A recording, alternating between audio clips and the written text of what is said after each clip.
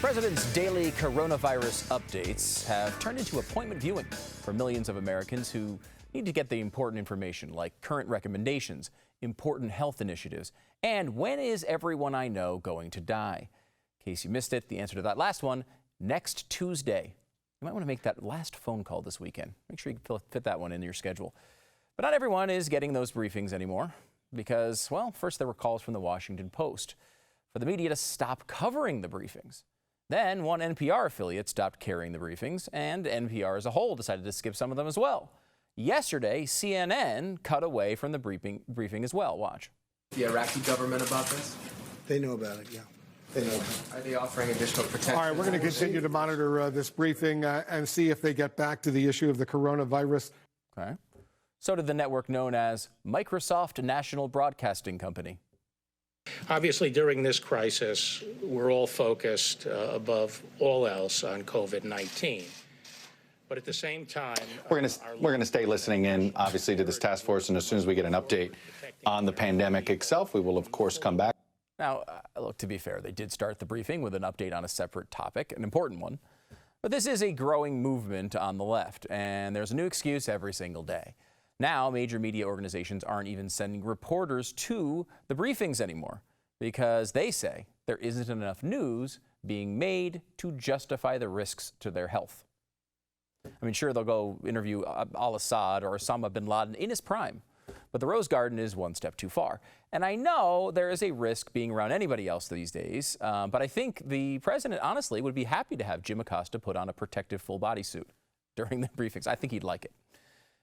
These briefings are important, and news is made there. It's not just Trump and Pence. It's usually Dr. Fauci and Dr. Birx as well. They're not administration lapdogs. They're the experts that we're talking about. These are the experts on the situation at hand, and whether you agree or not, they're making the recommendations guiding U.S. policy through like a really impossible series of trade-offs. When the media does ask Dr. Fauci questions, it seems to revolve around second-guessing Trump's earlier words to try to get sound bites for a future Biden 2020 commercial. And, I don't even understand it. They go to the point where they get to, why hasn't the president instituted a federal lockdown? Well, first of all, like it or not, it's pretty much in effect anyway. 45 states have instituted stay-at-home orders in one form or another, and travel still fell dramatically in areas without official orders. Secondly, I'm not sure the president can just tell everyone to stay home. My understanding was we still had a constitution that forms a federal government that is intentionally weak, or at least was supposed to be. The president could do things like stop interstate flights, for example, but codifying the ability of the president to lock down our nation is not a good thing to test. And finally, why would you want to give the president this sort of power if you're on the left? You guys already think Donald Trump is Hitler. Why do you want to give Hitler the power to lock down the population? I think there's a chance, and it's a small, tiny, teensy-weensy little chance that you recognize he's not an evil fascist dictator, or you might not want to entrust him with your every movement. The truth is, no matter what you think of Trump, the media is obsessed with the guy. Now, this is something that Trump enjoys and exploits for his own entertainment all the time. But with the media, there's a difference between their coverage today and with past presidents. There's plenty of bias against George W. Bush and all the way back to Ronald Reagan.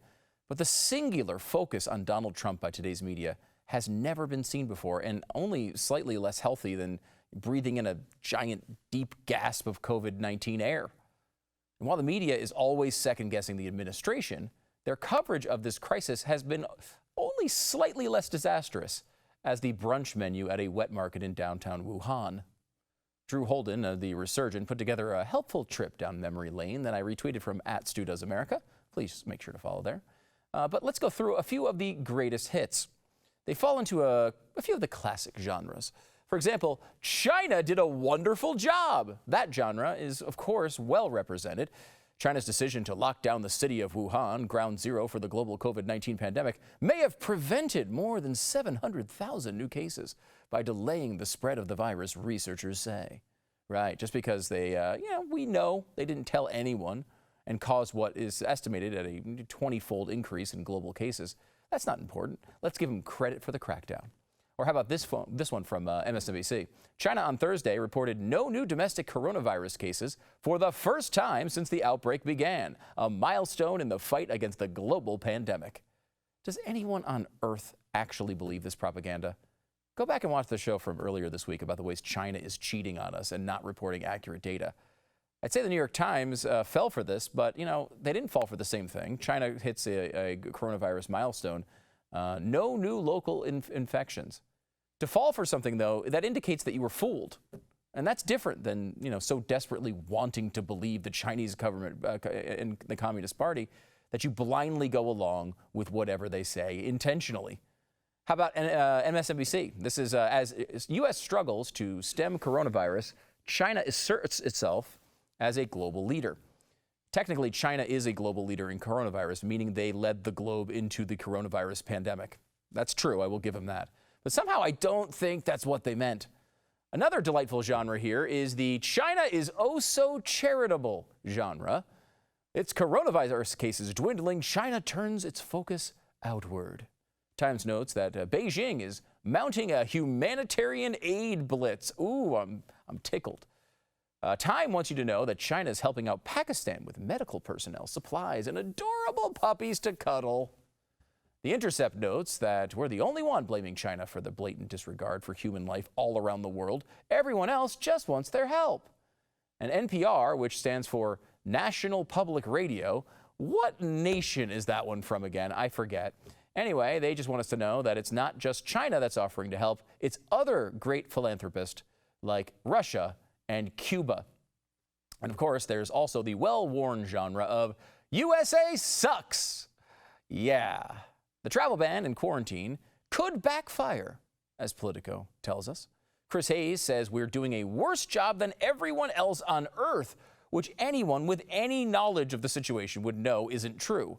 The New York Times is hoping you're not aware that China wasted multiple weeks trying to hide the virus and instead is giving them credit for buying us time somehow. I can't even comprehend the mental gymnastics that get you to arrive at a conclusion like that. It's bizarre. And of course, the road to coronavirus hell was paved by evangelicals, which is like intentionally dumb. It's like they have a slot machine with groups they're not supposed to like, and that combination just happened to come up today. It doesn't even make sense. We can go on and on and on here. But the truth is that the media has done everything it can to inoculate itself from criticism while doing everything it can to point the finger at its imagined enemies. Think of this when if you're the New York Times. For some reason, China is seen as a close buddy, despite committing borderline acts of war against the world since COVID-19 began. While they see their own country as the enemy, well, despite all the reporters having to work from home because the city in the name of their paper is the #1 hotspot in the world. I don't want fawning kiss-ass coverage of the president. I really don't. But I'd like some fairness.